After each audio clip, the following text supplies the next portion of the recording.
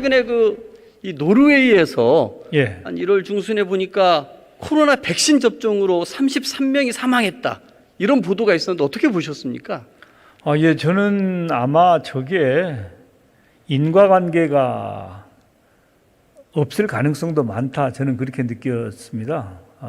아니나 다를까 노르웨이 정부가 그 상황을 정확하게 이제 확인을 해서 이것은 백신과 직접 관계되는 것이 아니고 다른 이유로 돌아가셨다, 이렇게 그 국민들께 투명하게 말씀을 드리고, 국민들은 그런 정부의 설명이나 상황 보고를 믿고 그리고 이제 지나가고 아마 백신 접종은 계속된 것으로 이렇게 저는 알고 있습니다. 예, 맞습니다. 보니까 사망자가 모두 75세 이상이셨고 또 기저질환에 있으신 분들이었고 요양병원에 계신 분들이셨습니다. 예. 그래서 아마 이런 것이 인과관계가 없음에도 불구하고 우리나라에서 발생했으면 어땠을 것 같습니까?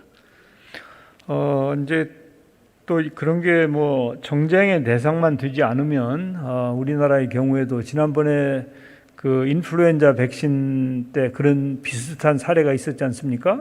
그때 질병청에서 사후조사를 잘 해가지고 보고를 드렸고 그 다음에 국민들께서 그렇게 납득을 해 주셨습니다. 그래서 어떤 일이 있으면 투명하게 그리고 사실대로 이렇게 잘 말씀드리면 국민들께서 이해를 해 주시고 납득해 주신다고 저는 봅니다. 예, 제가 PPT를 한번 준비했는데 방금 총리님 말씀하신 겁니다.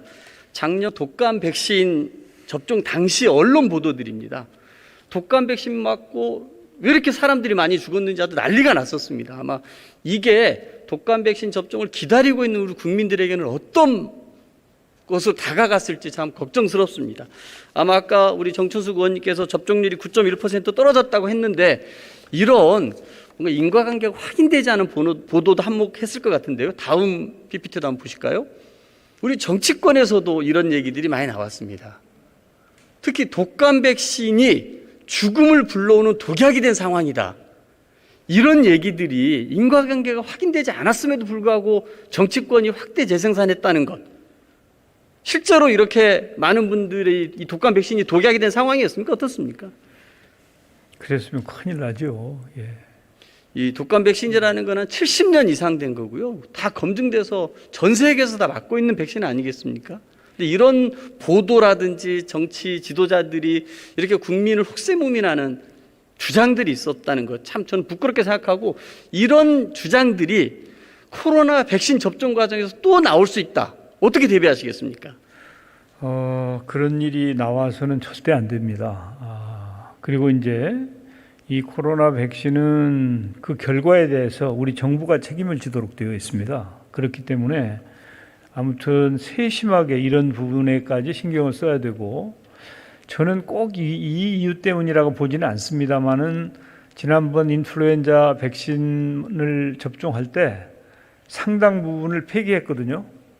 그게 이제 원래 더 많은 국민들께서 접종 한 3천만 정도는 접종하실 걸로 봤는데 아마 이제 일부에서 접종을 안 하셔서 수백만 명분이 폐기가 됐는데, 그게 아마 이런 이 잘못된 보도와도 관계가 있다고 보기 때문에 그런 경우까지 감안해서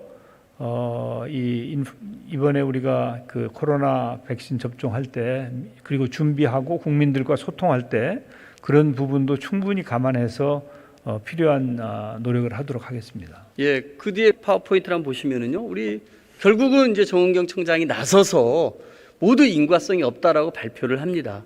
저는 좀 이거에 대한 대비들도 좀 철저히 하셔서 이번엔 다시 우리 국민들이 이 접종 후 인과관계 없는 사망 사고로 혹세무민하는 주장에 흔들리지 않도록 철저하게 해주시면 좋겠습니다. 예. 이 코로나 백신 접종률이 가장 높은 이스라엘, 코로나 감염률이 매우 낮은 대만, 이 두 국가가 혹시 이런 가짜 뉴스에 어떻게 대응하는지 알고 계십니까?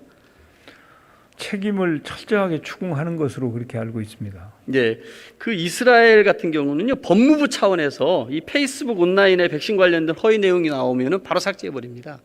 대만 같은 경우는요, 전염병 관련 가짜 뉴스에 약 1억 1,670만 원의 벌금 혹은 3년 이하의 징역으로 처벌하고 있습니다. 이렇게까지 할 건 아니지만 저는 정부가 적극적으로 이런 가짜 뉴스들에 대응을 하셔서 국민을 안심시켜서 11월 집단 면역 꼭 형성해야 되지 않겠습니까?